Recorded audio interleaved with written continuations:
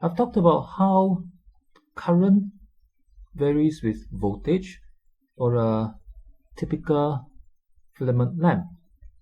This kind of graph, where we plot current against voltage and see what it looks like, whether it goes straight in a straight line or whether it curves in some way. This kind of graph is called an IV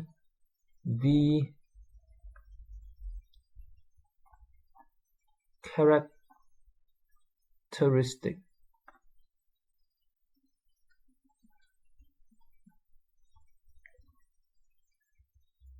So we say that these kind of graphs are called IV characteristics, and it's normally useful if you want to are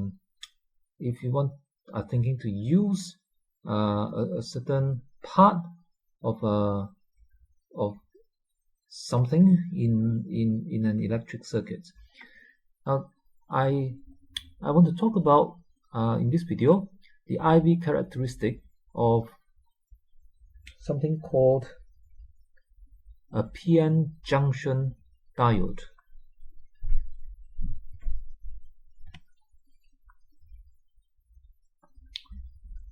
A PN junction diode. Now, a PN junction diode is a small piece of thing. It's a small piece of thing that will allow electric current to flow mainly in one direction, but not in the opposite direction. That's basically what diode does, or we can say that that's basically we call this kind of component, this kind of thing that we can use in an electric circuit, we call it a diode, something that allows an electric current to go in one direction but not in the opposite direction. But what is it actually made of? It is mainly made of silicon. Silicon is an element which occurs to a large part in sand, and it's used to make a lot of electronic components. Right, so this is mainly made of the element silicon. Now the PN junction consists of two parts joined together. The first part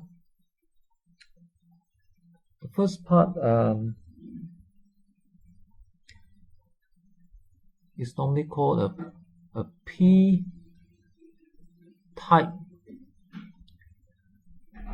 and the other part is called an N-type. An N-type, what, you might ask? An N-type semiconductor.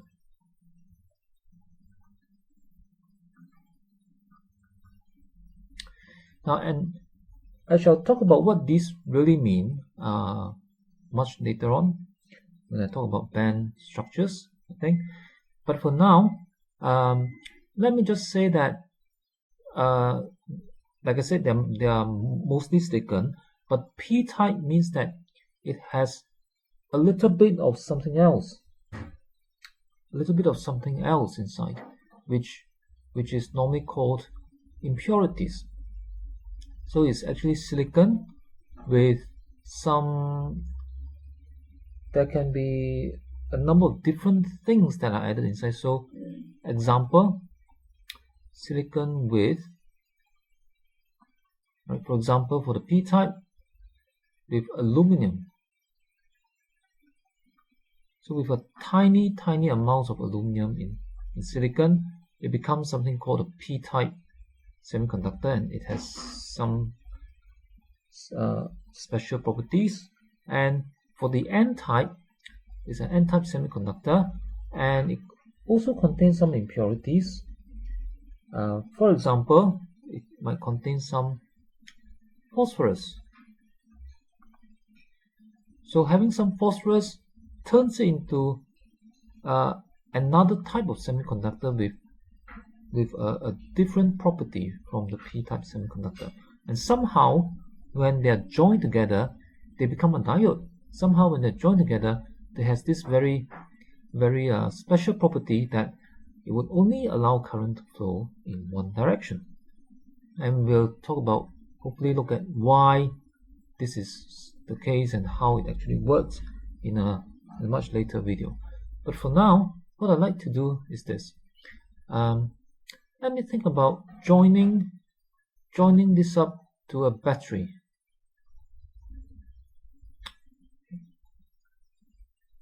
Let me join this up to a battery. So what I can do is say that this is my battery, and let's say I put my positive pole here. So that's my positive pole, that's my negative pole, and this battery would want to push a current from positive to negative pole. Okay, plus to minus. And in this arrangement, with the p-type on this side and n-type on this side, the current will flow. Now what I'd like to do now is to take a look at the IV characteristic.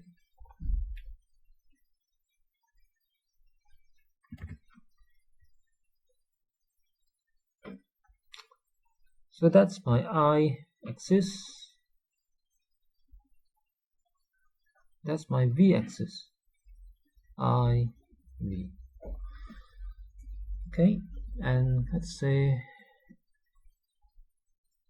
the units is volts and ampere. Now I want to think about what the graph looks like as V is increased. So as well, we would normally expect that if we increase the voltage, the current would increase. So let me start from the simple point on the graph where V is 0. So if V is 0, we would expect current to be 0, and that's actually true. And then I can plot a point there at 0, 0. Okay. If I then increase the voltage, we will expect the current to increase. Now, but as it turns out, in a PN junction, the current does increase as you increase the voltage, but only by a very small amount. At first, only by a very small amount. It is only when the current is increased beyond about maybe 0.7 volts, maybe a bit less, a bit more, depending on who made the or depending on the actual way the diode is made, the actual materials, for example. So until when the voltage increases more than beyond, the voltage increases beyond 0.7 volts, then the current would suddenly increase very quickly. Suddenly jump up.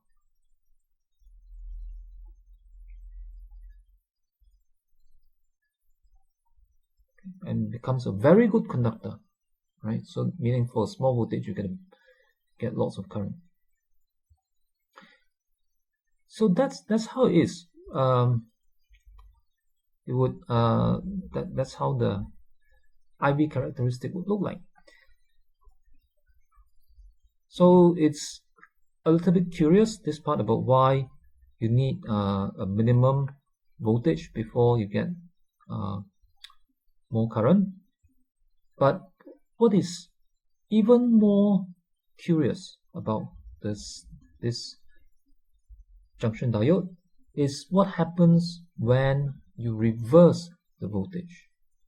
What happens when I reverse the voltage?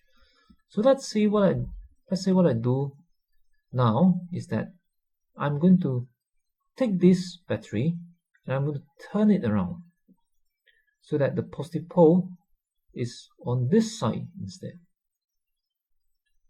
So if I have the positive pole on this side, okay, I'm going to just so that it's not there anymore. It's not there anymore. So the plus is not there, the minus is not there. This time the plus is here and the minus is there.